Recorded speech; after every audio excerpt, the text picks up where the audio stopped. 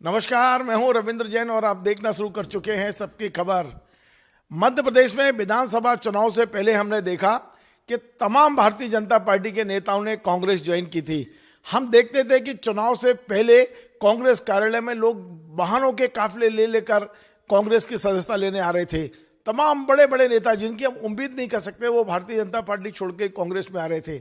लेकिन जैसे ही मध्य प्रदेश में भारतीय जनता पार्टी की सरकार फिर से बनी, अब यही दृश्य बिल्कुल उल्टा हो गया है। अब कांग्रेस से भगदड़ मच गई और सब बीजेपी में जाने की तैयारी है। कुछ जा रहे हैं, कुछ जा चुके हैं, तमाम तरह की चर्चाएं चल रही हैं।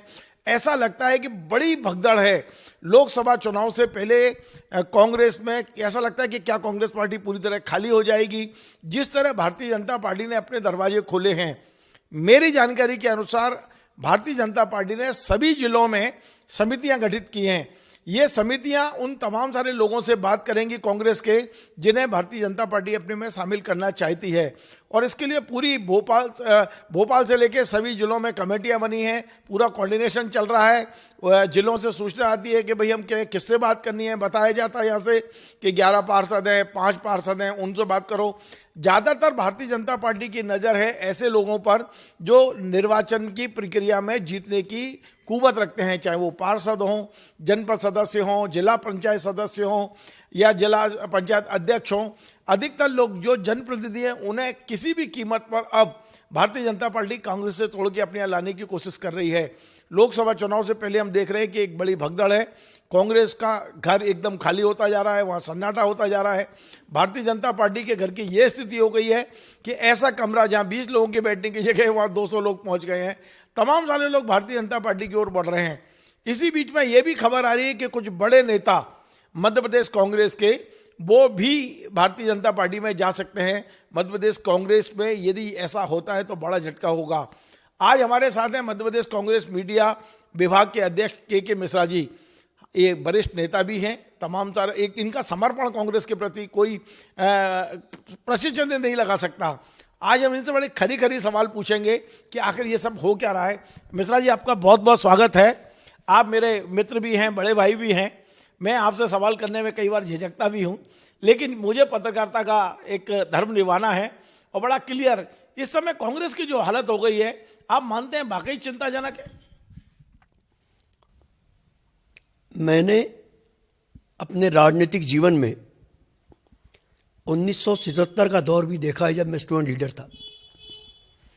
तब भी हमें कांग्रेस से उपकृत चेहरे, जो सो कॉल्ड बड़े लीडर थे, हमारा शर्ट खींचते हुए कहते थे, बोले इंदिरा गांधी जी 20-20 साल जेलों में सड़ा देगी, तुम इनका साथ छोड़ो।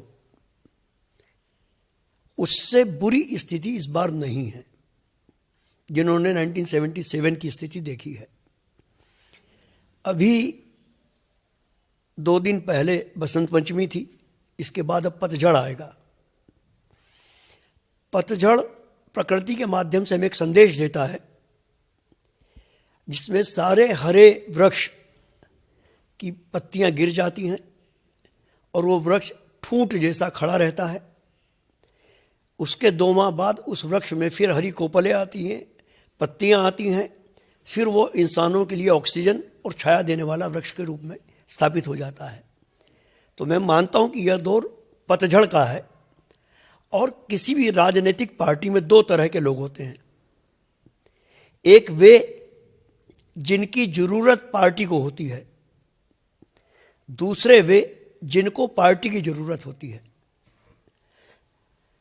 तो जो लोग पार्टी और पार्टी से भी बड़ी हमारी विचारधारा होती है, जो लोग विचारधारा को समर्पित होते हैं, वो विषम से विषम स्थिति में पार्टी को धोखा नहीं देते हैं।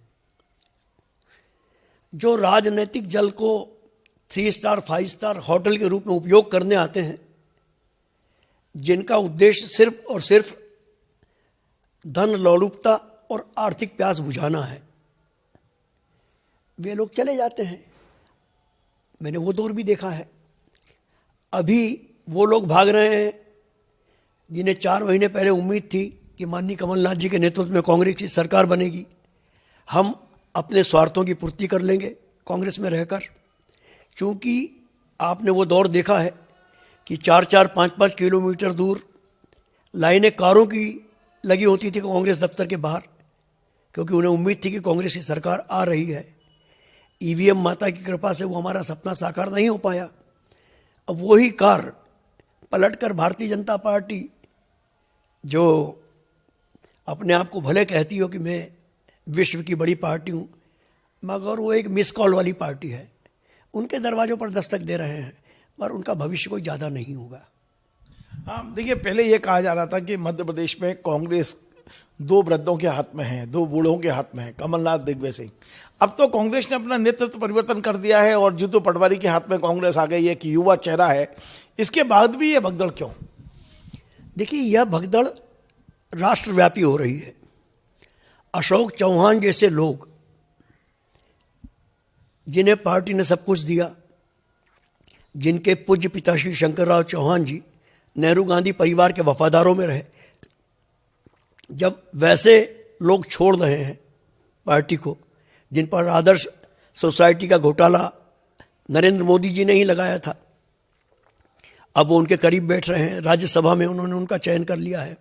तो जो नेता कांग्रेस में रहकर भ्रष्ट कहलाता है, भाजपा की मेंबरशिप लेने के बाद वो गंगा स्नान करने के समतुल्य हो जाता है और पाक साफ होकर उनसे गलबैयाँ करने लगता है।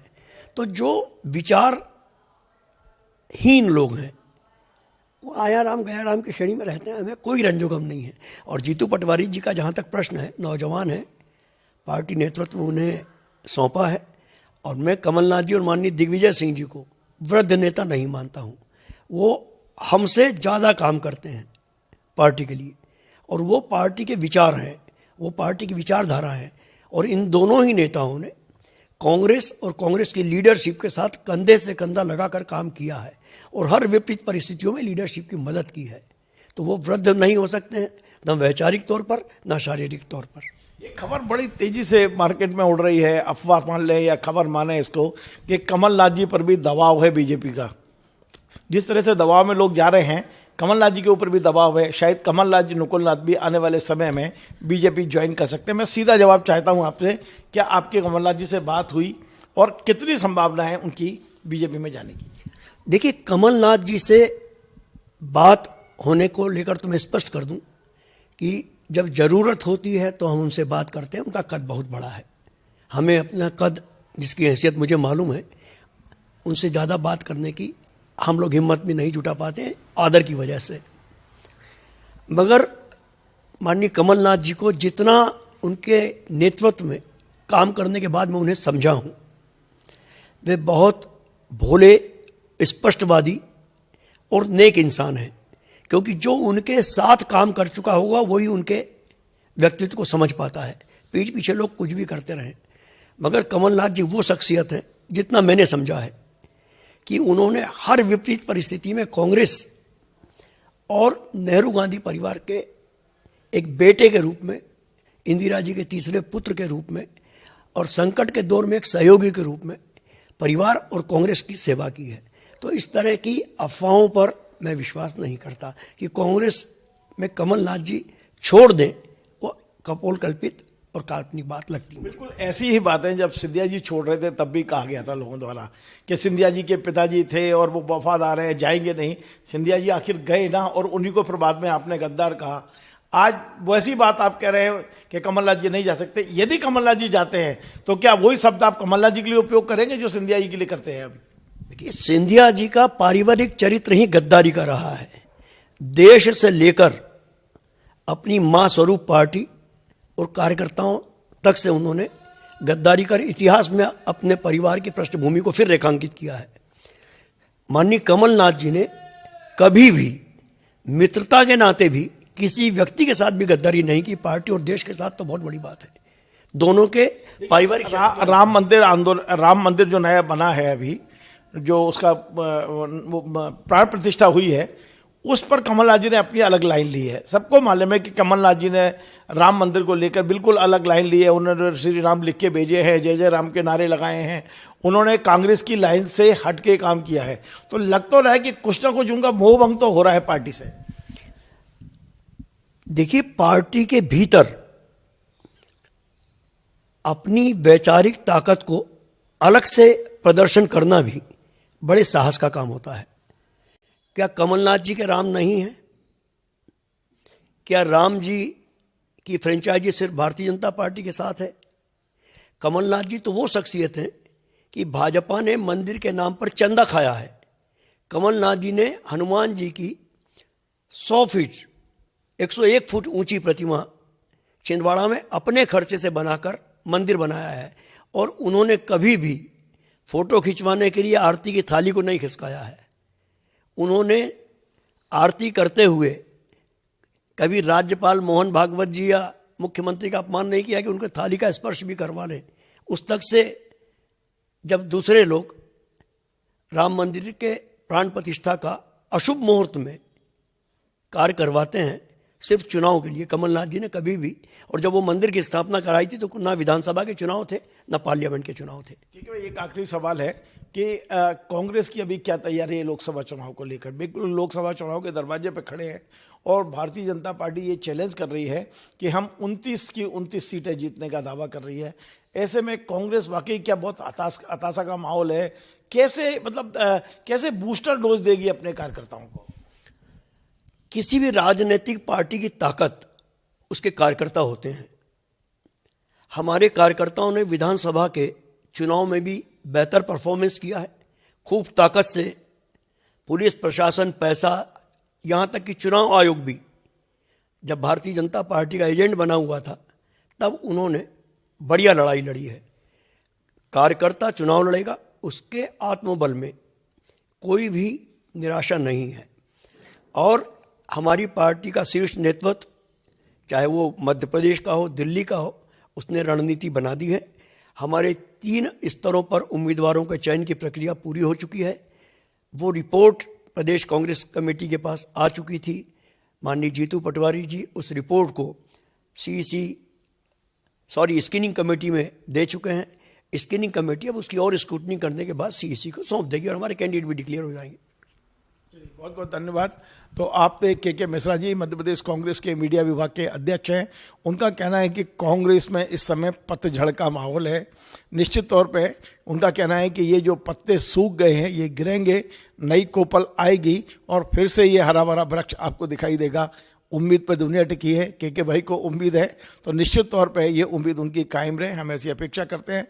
लेकिन इतना तय है कि इससे बुरा दौर मैंने अपनी 40 साल की पत्रकारिता में कांग्रेस के इतिहास में नहीं देखा। जिस तरह हताशा और निराशा में कार्यकर्ता है, बेशक वे स्वीकार करें न करें, लेकिन हम लोग जो देख रहे हैं वो महसूस कर रहे हैं कि इस समय कांग्रेस अपने सबसे बुरे दौर से गुजर रही है। उठेगी नहीं उठेगी, क्योंकि हम भी ये मानते हैं एज ए पत्रकार कि लोकतंत्र में विपक्ष का भी बहुत मजबूत होना ज़रूरी है। उम्मीद करते हैं कि कांग्रेस फिर से कम अच्छे विपक्ष की भूमिका में सामने आएगी। आपको हमारा ये कार्यक्रम पसंद आए, आप इसे शेयर करें, लाइक करें, कमेंट करें और आपसे बार बार निवेदन है हमारे इस चैनल को सब्सक्राइब अवश्य करें। धन्यवाद।